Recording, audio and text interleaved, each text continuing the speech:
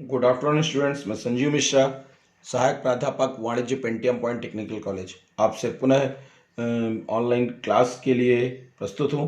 आप सभी होप घर पे सुरक्षित होंगे और सरकार के द्वारा दी गई गाइडलाइंस जो कि कोरोना से संबंधित है उसे आप फॉलो कर रहे होंगे और आरोग्य सेतु का उपयोग करते हुए कोविड-19 की समस्याओं से बचने के लिए सारे प्रयास कर रहे होंगे। तो सबसे पहले हम लोग एक क्वेश्चन ले रहे हैं। उस क्वेश्चन में बिक्री भी परिवर्तित हो रही है और साथ में परिवर्तनशील खर्चे भी परिवर्तित हो रहे हैं। तो उनके सबके परिवर्तन के कारण से फ्लेक्सिबल बजट में या कैश जो नॉर्मल सेल होती है उसमें क्या परिवर्तन आएगा, इसके लिए एक प्रॉब्लम देख रहे हैं। आपकी बुक में है क्वेश्चन नंबर 13, जिस पर हमने सामान्य रूप से फॉर्मेट बना लिया है। फॉर्मेट क्योंकि थोड़ा टाइम भी लगता है तो इसलिए जल्दी बना लिया। अभी देखिए, हमने पर्टिकुलर बनाया एक्टिविटी। सामान्य रूप से सवाल में जो दी हुई है वो 60% की दी हुई है और 80% और 90% की एक्टिविटी को इन्वॉल्व करना है। सवाल में 60% पर 6000 यूनिट दी हुई हैं, तो 80% के लिए क्या करेंगे, 80 डिवाइडेड बाई 60 इंटू 6000 करेंगे तो 8000 इकाइयाँ होंगी। ऐसे ही यहाँ पर 9000 इकाइयाँ हो जाएंगी, यानी 90/60 इंटू क्या करेंगे 6000 कर देंगे तो आपकी ये इकाइयाँ इम्प्लीमेंट हो जाएंगी। अब हमें इस पर करना क्या है, सबसे पहले वही वेरिएबल को इम्प्लीमेंट करेंगे। वेरिएबल कॉस्ट जिस पर रॉ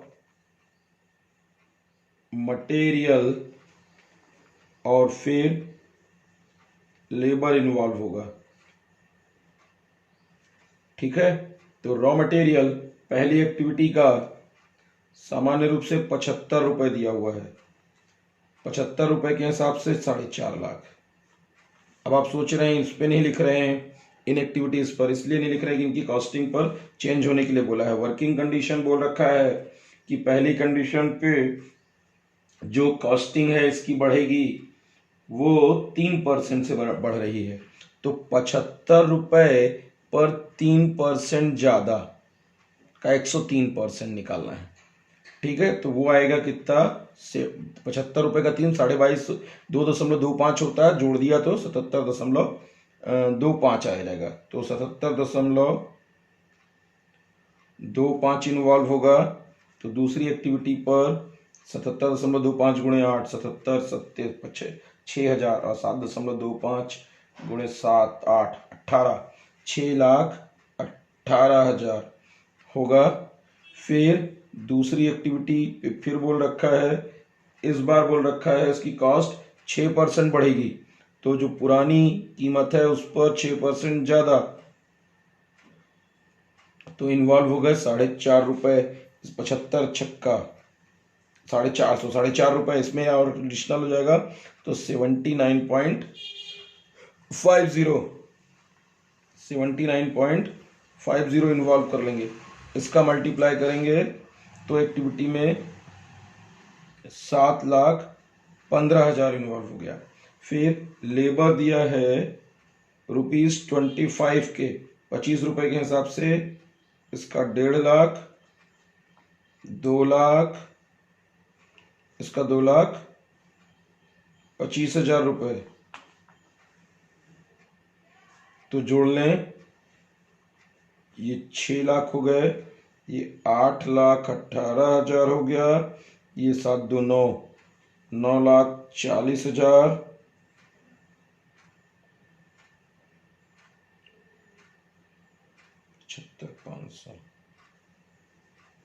75 एक 7,15,500 होगा, तो ये लोग 9,40,500 इन्वॉल्व कर लेते हैं। फिर ये टोटल कर लिया, इसको टोटल किया, अभी ये हो गया हमारा टोटल ए इन्वॉल्व किया। आगे अब इसमें सेमी वेरिएबल कॉस्ट इन्वॉल्व की जाएगी। जिसमें फैक्ट्री ओवरहेड लिखे जाएंगे, जिसमें फिक्स्ड और वेरिएबल हैं। सवाल में 20 रुपए टोटल फैक्ट्री ओवरहेड है, जिस पर बोल रखा है 40% फिक्स्ड, तो 60% वेरिएबल होगा। 40% 20 रुपए का 8 रुपए, तो ये 12 रुपए के हिसाब से इन्वॉल्व कर दिया जाएगा। फिर इंप्लीमेंट करेंगे आगे।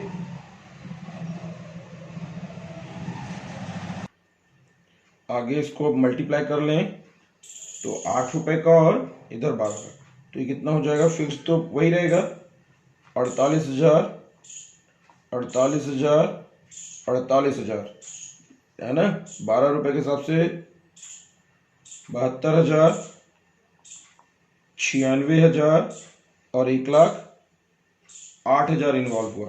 फिर एडमिनिस्ट्रेशन ओवरहेड,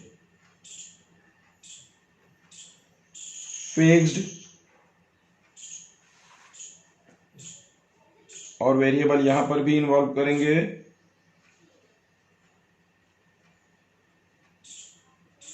फिक्स्ड सवाल पर दिया है 50%, तो 50%, वेरिएबल अपने आप इंप्लीमेंट होगा। ये कॉस्टिंग 10 रुपए दी हुई है, तो 10 रुपए का क्या, 5 रुपए इस पर और 5 रुपए इस पर। फिक्स्ड पे 5 रुपए पहले इंप्लीमेंट कर लेते हैं, तो 30,000 रुपए। ये 30,000 सब पर रहेंगे, ये गैर परिवर्तनशील होते हैं। परिवर्तनशील केवल वेरिएबल एक्टिविटीज पर होंगे। पहले पर तो सेम रहेगा, दूसरे पर 8 पंचे 40,000 इन्वॉल्व करेंगे, तीसरे में 45,000 इन्वॉल्व करेंगे। फिर इन एक्टिविटीज को जोड़ लें, 75, 1, 83 और 8, 48,000, 2,31,000। फिर 70, 1, 28, 96, 4 कम 1 लाख, 2,14,000, 18, ठीक है। फिर 48, 1, 20, 60, 1, 80, 1,80,000, ये इम्प्लीमेंटेड हो गया। फिर अब इनको हमको क्या करना है, सबको जोड़ लें।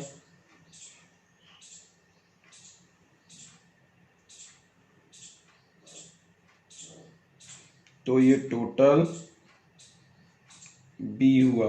अब क्या करेंगे, total cost A plus be involve करेंगे, तो जोड़ लेते हैं। 7,80,000, 8 2 10, 10,32,000। फिर 8 9 2 11, 11,71,500 इन्वॉल्व हो गया। अब इसको हम बंद कर दिए पहले। अब सवाल पे दी हुई है सेल्स के लिए अलग अलग एक्टिविटी दी हैं। सामान्य रूप से सवाल पर पहले सेल्स दिया हुआ है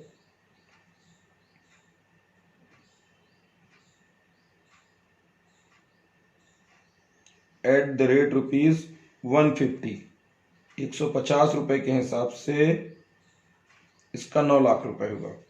अगली एक्टिविटी में उन्होंने कहा है तीसरा नंबर कि 150 रुपए की जगह इसकी कॉस्टिंग 3% से कम हो जाए, तो इसका 3% निकाल लेते हैं पहले। ये 4.5 हुआ, अर्थात 150 में 4.5 रुपए कम कर देंगे, 145 रुपए 50 पैसे का बचेगा। अब 100 इसको मल्टीप्लाई कर लेंगे, 145 रुपए 50 पैसे गुणे 8,000 इकाइयाँ, तो परिणाम आएगा 11,64,000 रुपए। तो इसको लिख लिया 11,64,000 रुपए। चौथे वर्किंग नोट पर चलें, तो वहां पर बोल रखा है 150 की जगह इसके मूल्य में 6% की कमी है, तो इसका पहले 6% निकाल लिया, 9 रुपए, यानी कि 150 में 9 रुपए कम 141 रुपए होगा। तब 141 गुणे 9,000 करेंगे, तो हमारा कुल लागत कितनी हो जाएगी? 12,126,129, तो 12,69,000 हो गए।